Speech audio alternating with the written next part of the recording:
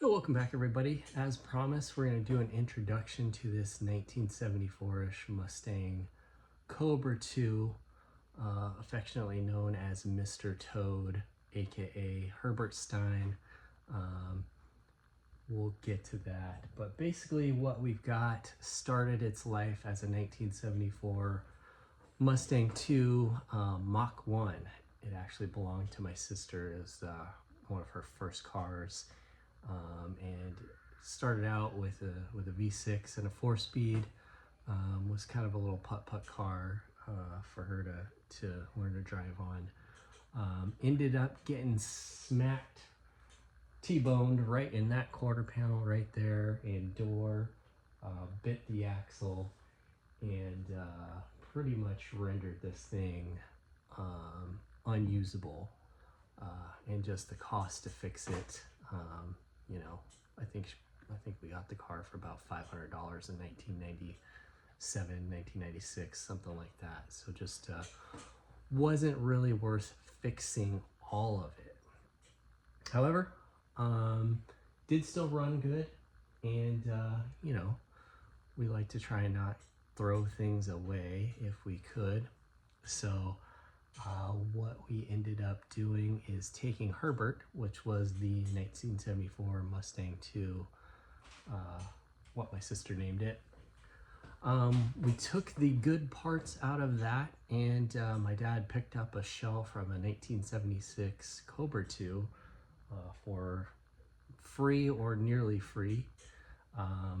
Basically what it came with was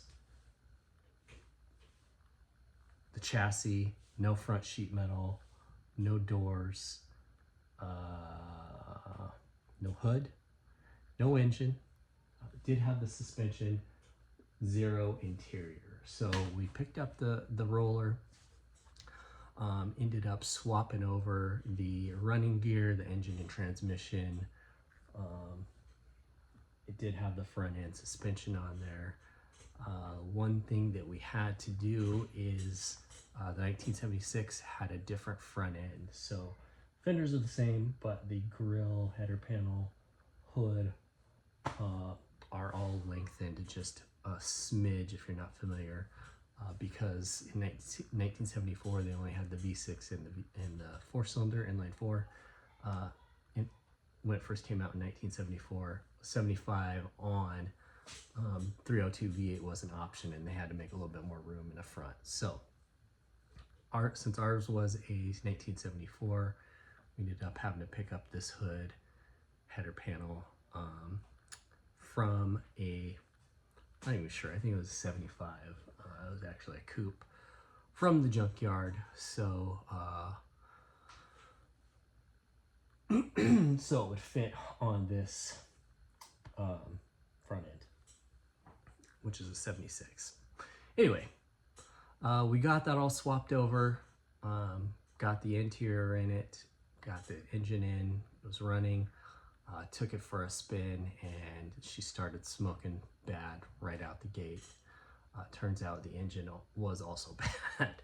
So after all that, we ended up scrapping the V6 because this is kind of an odd little motor. Very difficult to find any parts for it. Wasn't in very many vehicles. So instead, what we did is I picked up this V8 from a 1990 Mustang. Originally was fuel injected, swapped it to carburetor, and shoehorned that thing in here. Actually fits pretty good right now. We'll get you caught up on the progress, but yeah, it fits pretty good. We ended up doing that. Also, don't mind the mess, but also put in 5-speed that I picked up out of like an 89 Mustang. These seats from an 86. So if you're keeping count, we've got 1, 2, 3, 4, 5, 6 different cars on this beast, aka why it's Herbert Stein originally, but we ended up naming it Mr. Toad because my dad was a big fan of Mr. Toad's Wild Ride, Wind in the Willows. If you're not familiar with it, you should be. You know, this thing was kind of a just a wild motor car, and something that Mr. Toad would have loved. So that's kind of the story behind it. Ended up getting it running, but it wasn't running very good. This is all like 98, 99. I was a young kid, you know, teenager, kind of lost interest in it. And it sat on the side of my parents' house for a good number of years until my dad retired and decided he was going to tinker with it a little bit. So he got it running, drove it around a little bit, got tired of it. At the time he had a Shelby GT500, so you know, what are you gonna do with this thing? But anyways, so it sat again, probably, I would say probably from about 2010-ish on to about 2018, I believe. They were moving and didn't want to take this thing with them, so ended up shipping it up to me, where it has mostly been sitting. It's 2024 now, so it's mostly been sitting.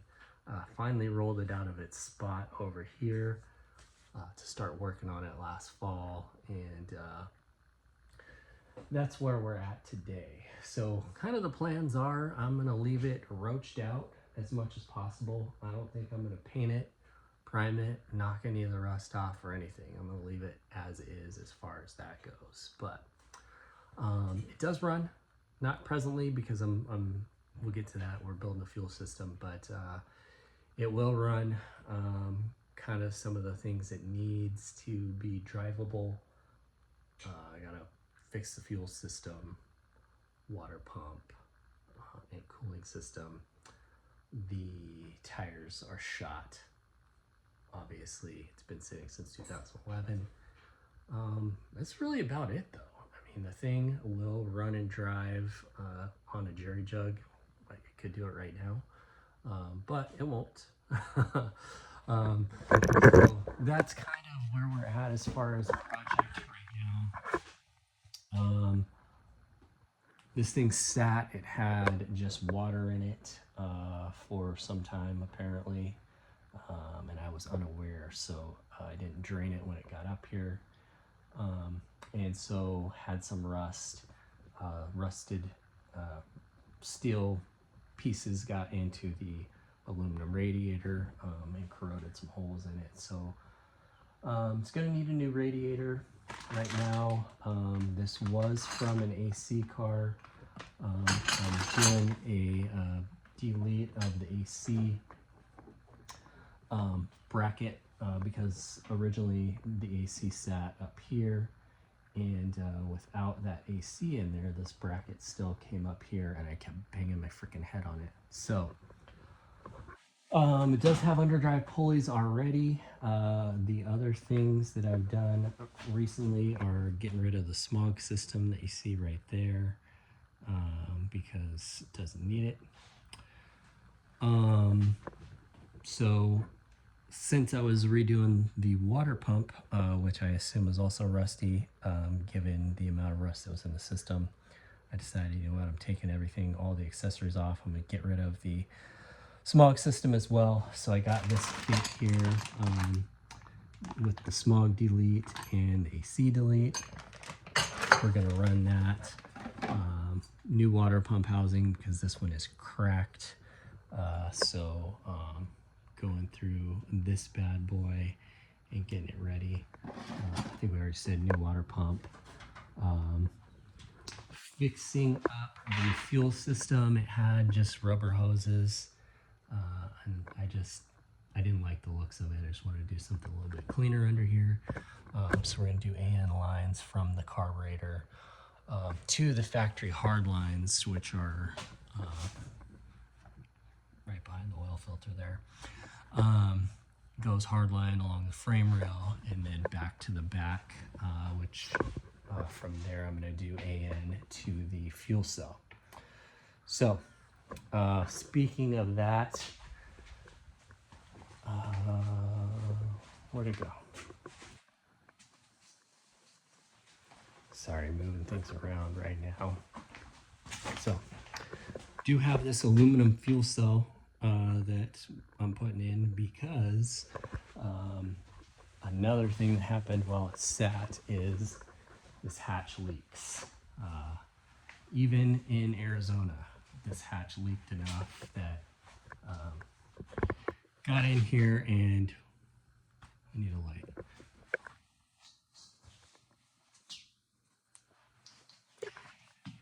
Rusted a hole in the spare tire well and the fuel tank as well, which sat just below that. So ended up cutting a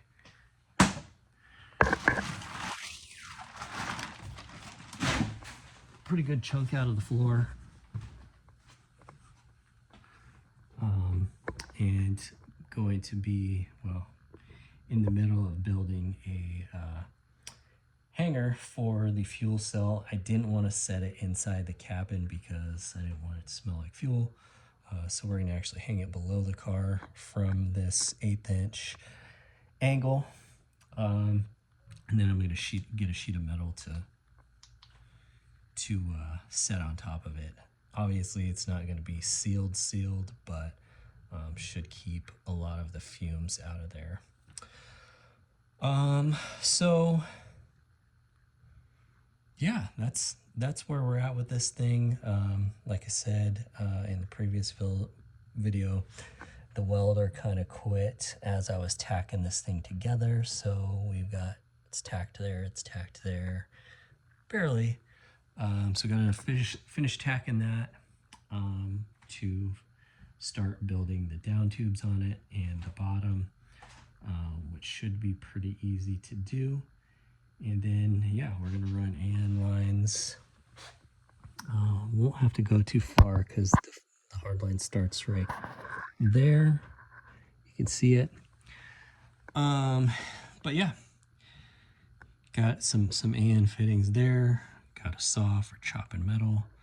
Interior is a little, it's not in bad shape, but it is disassembled right now. As you can see, that window obviously also leaks, so probably should figure that out. But that's about where we're at.